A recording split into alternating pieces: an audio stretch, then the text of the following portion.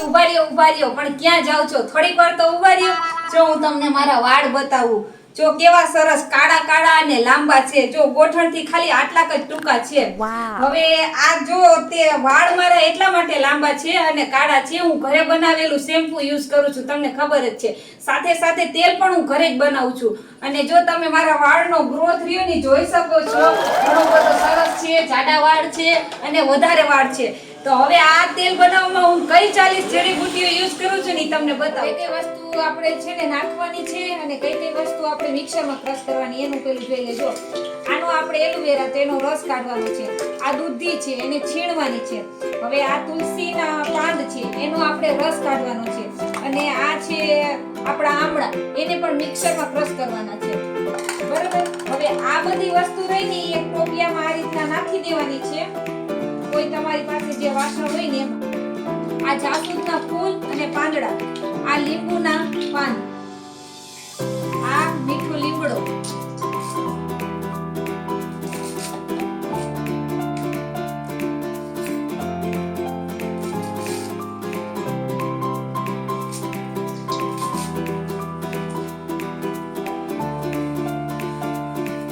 આ કડવો લીમડો,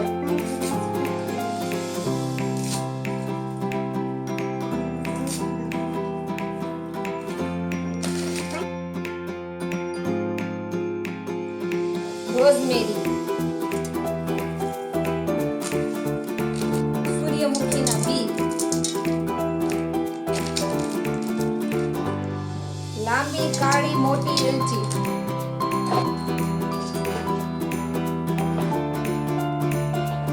જેઠી મધ,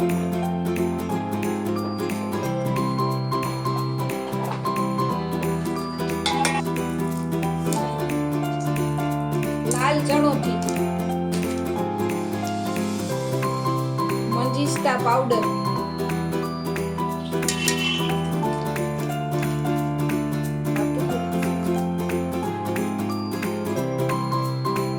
સતાવરી,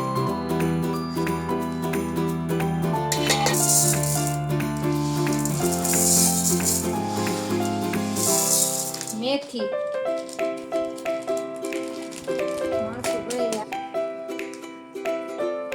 બાવચી, કળોંજી,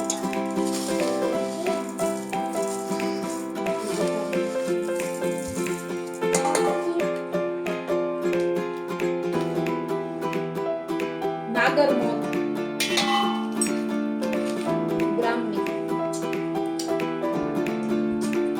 બ્રાહ્મી,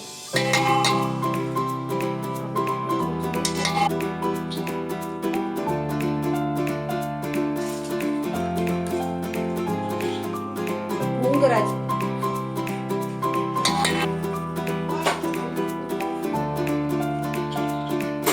અશ્વગંધા,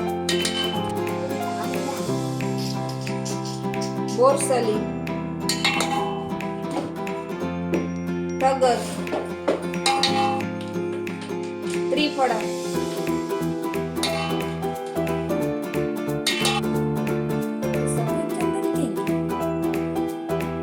જીવંતી,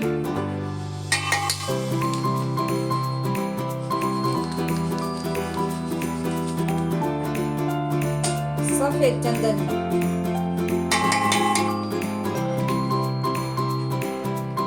આ કચુરો,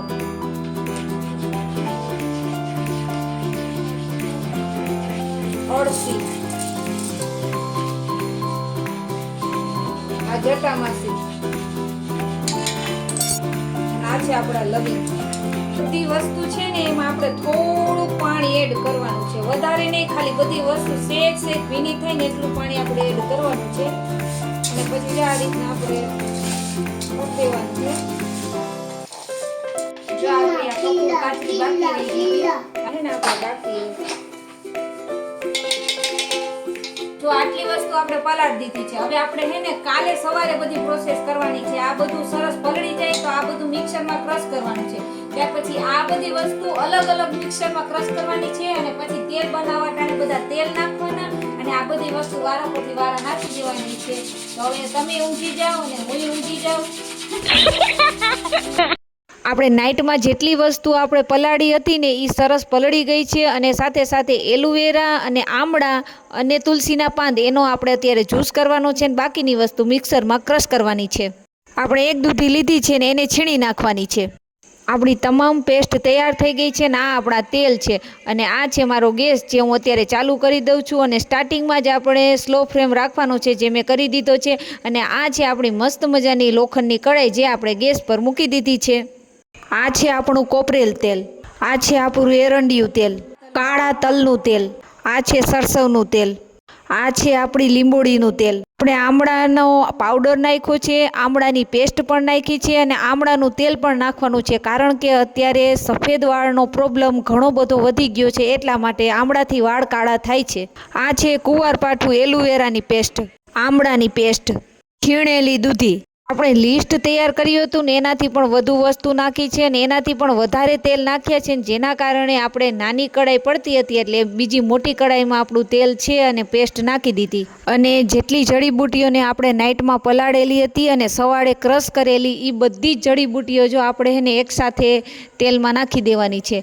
તેલ બનાવવાની આપણી પ્રોસેસ અહીંયા પૂરી થાય છે અને હવે 2 કલાક ધીમા તાપે સ્લો ગેસ પર આપણું તેલ છે તે ગરમ થવા દેવાનું છે. જો આપણું સરસ તેલ તૈયાર થઈ ગયું છે બરાબર.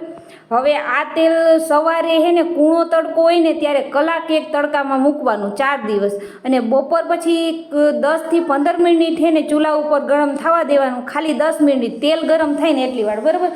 અને સાંજ સુધી પાછા આ બધી જડીબુટ્ટીઓ ઔષધિઓ કે જે વસ્તુ નાખેલી છે એનો રસ રહ્યો એ તેલમાં આવી જાય ને એટલા માટે થઈને 4 દિવસ આ જડીબુટ્ટી ને વસ્તુ બધું એમને રહેવા દેવાની છે. અને જો આવી રીતના આપણે હવે 4 દિવસ તેલ બનાવતા હજી વાર લાગશે. તેલ છે ને એ બનીને સરસ તૈયાર થઈ ગયું છે અને આજે આ તેલને 5મો દિવસ છે. આપણે બધી ઔષધિઓને તેલમાં 5 દિવસ સતત રહેવા દીધી છે અને હવે 5મા દિવસે આપણે તેલ છે ને એક વાસણમાંથી બીજા વાસણમાં ગાળી લેવાનું છે. તમને વિડીયો ગમતો હોય તો લાઇક, શેર અને ફોલો કરવાનું ભૂલતા નહીં. સાથે સાથે સારી એક એવી કોમેન્ટ પણ કરી દેજો. જો તમને દેખાતું હશે આપણી જડીબુટ્ટીઓ હતી ને એ વધારે છે ને આપણું તેલ ઓછું છે એટલે તમને ખબર છે કે આટલી બધી જડીબુટ્ટીઓથી આપણું તેલ રહ્યું ને 1 નંબર સરસ તૈયાર થઈ જશે. પણ તમને દેખાય છે કે આપણી જડીબુટ્ટીઓ જેટલી છે ને એટલું જ આપણું સામે તેલ છે તો આપણું તેલ બહુ સરસ બનીને તૈયાર થઈ ગયું છે.